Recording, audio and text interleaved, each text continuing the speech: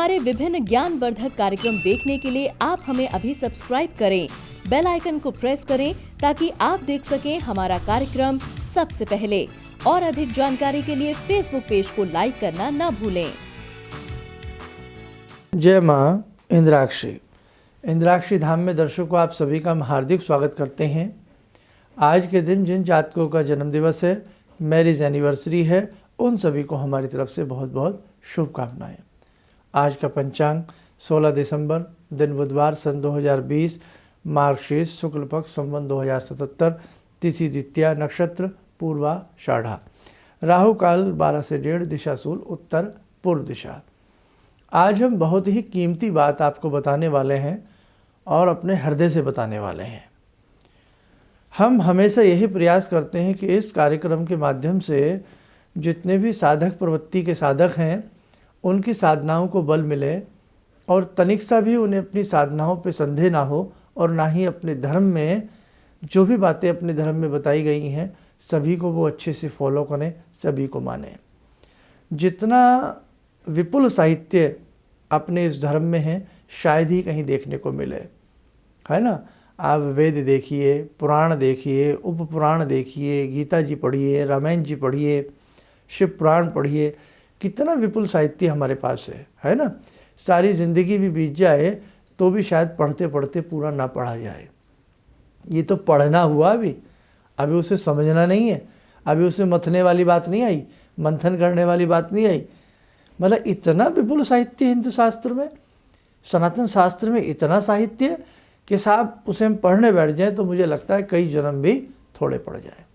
कितनी बड़ी बात है, कितने हम खुशनसीब हैं कि हमने भारत में जन्म लिया और उसके साथ साथ अपने इस सुंदर से धर्म में हमने जन्म लिया। सभी धर्म अपने अपने हिसाब से अच्छे ही होते हैं, लेकिन ख़ास तौर से हम जिस धर्म में हम पैदा हुए हैं सबको अपना धर्म अच्छा लगता है। हमारे ऋषियों का क्या शानदार चिंतन हमारे लिए रहा है, साहब पूछिएगा मत। इसलिए मेरे साधकों, मेरे दर्शकों, हमेशा अपने जीवन को उन्नतशाली बनाने के लिए समय समय पर हमें विशेष प्रकार की साधनाओं से जुड़ जाना चाहिए। उसी में से आज मैं आपको समझा रहा हूँ कि गायत्री साधना और शिव साधना सभी साधकों को करनी चाहिए। शिव शक्ति का संयोजन बहुत ही शानदार रूप से कार्य करता है।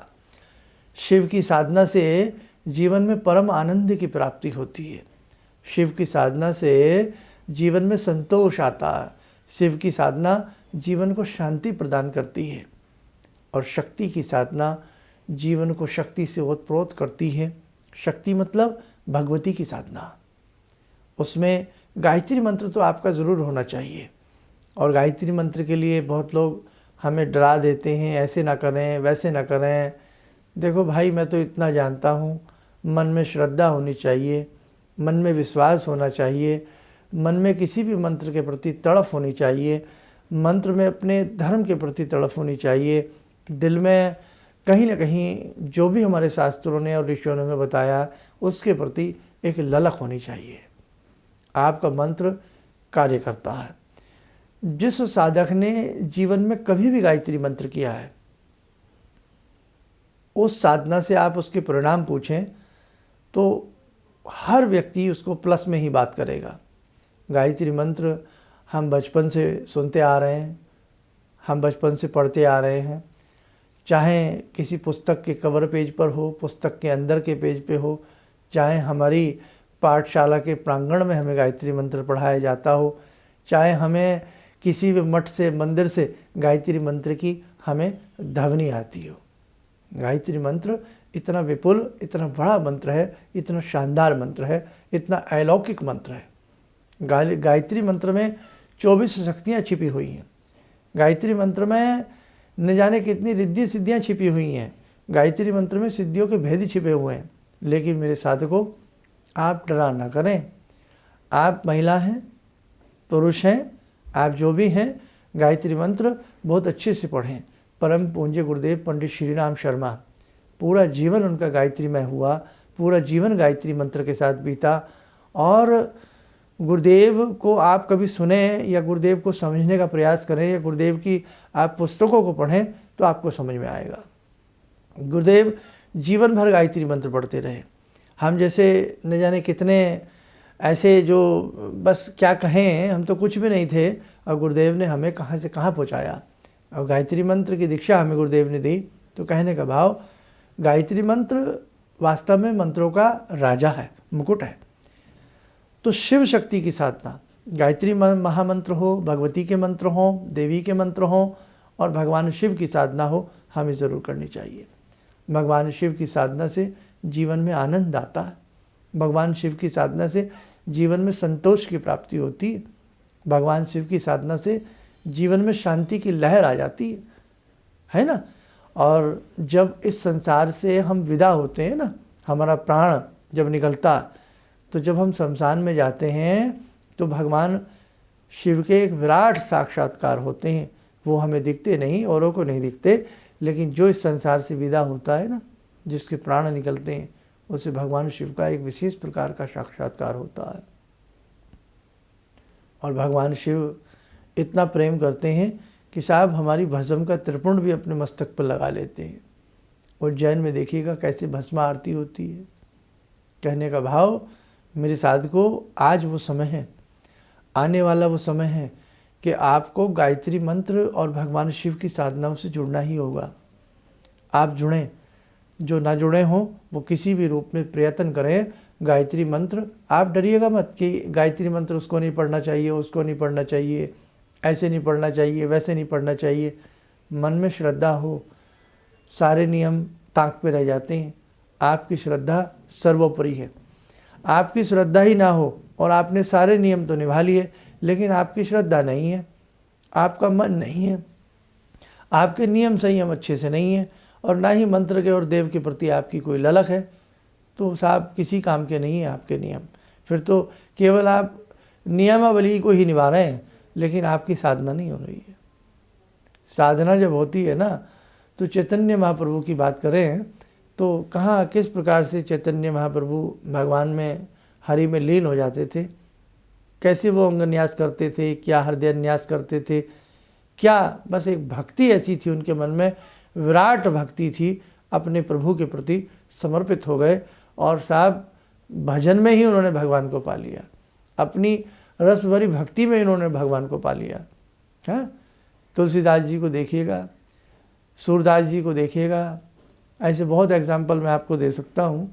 तो कहने का भाव, आप ये मत सोचिएगा कि आप कुछ नहीं कर सकते, आप बहुत कुछ कर सकते हैं।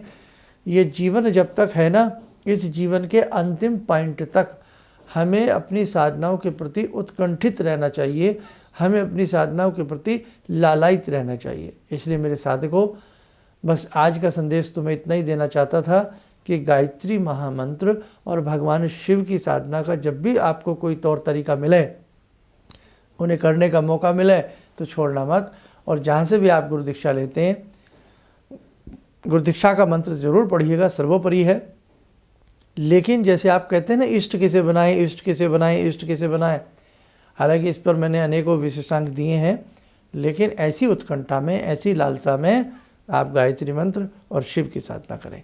शिव शक्ति सुना है ना नाम, ये युग्म होता है, शिव शक्ति।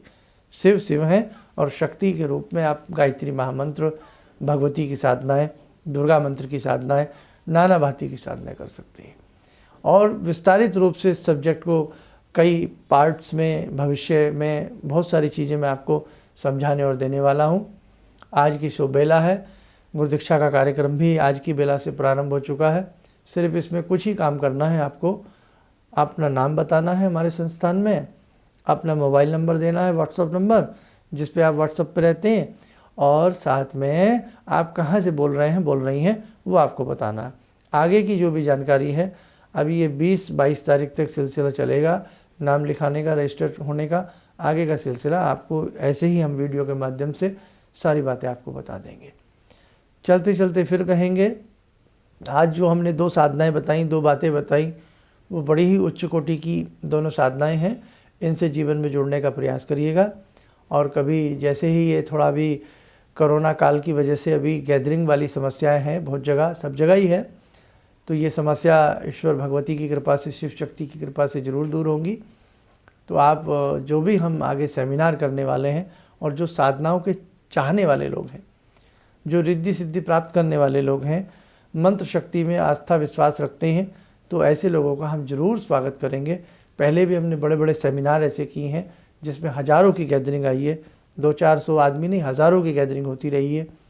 फिर ऐसा आयोजन करेंगे जरा माहौल थोड़ा सा सुलझ जाए, ठीक हो जाए। आइए साथ को जुड़ते हैं आज की ध्यान साधना से। आज की ध्यान साधना में हम भगवान शिव की ही साधना से जुड़ते हैं। ॐ आत्मा त्वं गिरिजामति सहचरा प्राणा शरीरं गृहं पूजा ते विषयोपभोगरचना निद्रा समाधिस्थिते सञ्चारपदयो प्रदक्षिणविधेः श्रोत्राणि सर्वागिरो यद्यात् कर्म करोमि तद्दखिलं शम्भोस्तवाराधनम् चन्द्रोद्भासितशेखरे स्मर हरे गंगाधरे शङ्करे सर्पे भूषितकण्ठकर्णविवरे नेत्रोत्तवे स्वानरे दन्ते त्वकृतसुन्दरां वरदरे त्रैलोक्यसारे हरे मोक्षार्तिं कुरु चित्तवृत्त्यमचलं मन्येस्तु किं कर्म वे वन्दे देव उमापतिं सुरगुरुं वन्दे जगत्कारणं वन्दे पन्नगभूषणं मृगधरं वन्दे पशूनां पतिं वन्दे सूर्यशशाङ्कवह्निनयनां वन्दे मुकुन्दप्रियं वन्दे भक्तजनश्रयं च वरदां वन्दे शिवं शङ्करम् ॐ कर्पूरगौरं करुणावतारं संसारसारं भुजगेन्द्रहारं सदा वसन्तं हृदयारविन्दे भवं भवानी सहितं नमामि भवं भवानी सहितं नमामि। कवच बना लें, ध्यान करें, भगवान शिव शंभू का आशीर्वाद हम सबके ऊपर बरस रहा है।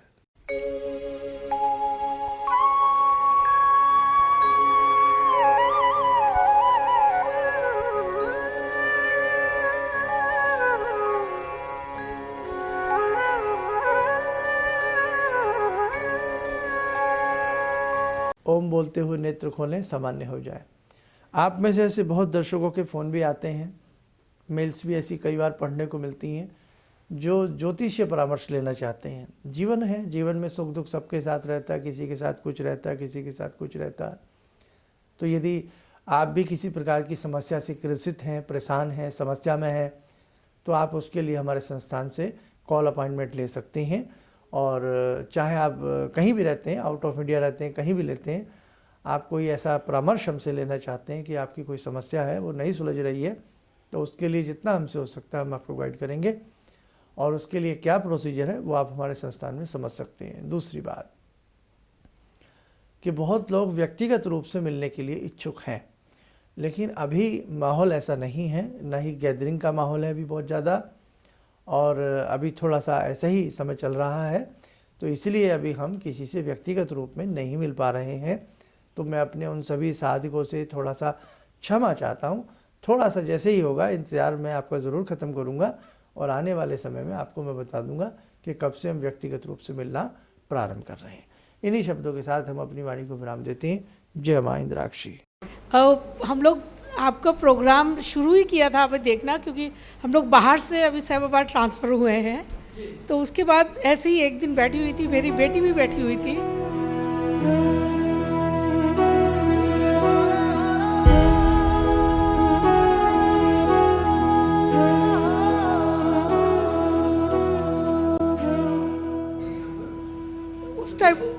टाइम उसके पास जॉब नहीं थी। थोड़ा टाइम उसने जॉब छोड़ी, मैंने एकदम से बोला उसको कि तुम ये लगाओ फ़ोन, और पहली बारी में ही उसका आपके साथ फ़ोन लग गया। पहली बार ही उसका फ़ोन लगा और आपने कहा कि उसको बहुत अच्छी नौकरी मिलेगी, और थोड़े दिन बाद ही उसको बहुत अच्छी नौकरी मिल गई और वो बहुत अच्छी नौकरी कर रही है। धन्यवाद बहुत इसके लिए। किसी भी समस्या के समाधान के लिए मिले प्रसिद्ध हस्तरेखा एवं वास्तु विशेषज्ञ प्रोफेसर धर्मेंद्र शर्मा जी से। नोट: शिविर में भाग लेने हेतु एवं व्यक्तिगत रूप से मिलने के लिए कॉल करने का समय सुबह 10 बजे से शाम 6 बजे तक।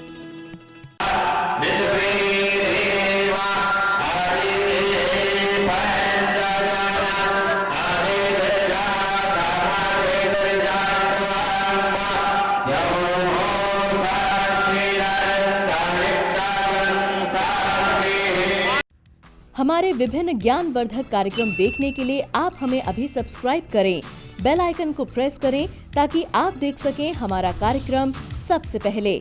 और अधिक जानकारी के लिए फेसबुक पेज को लाइक करना न भूलें।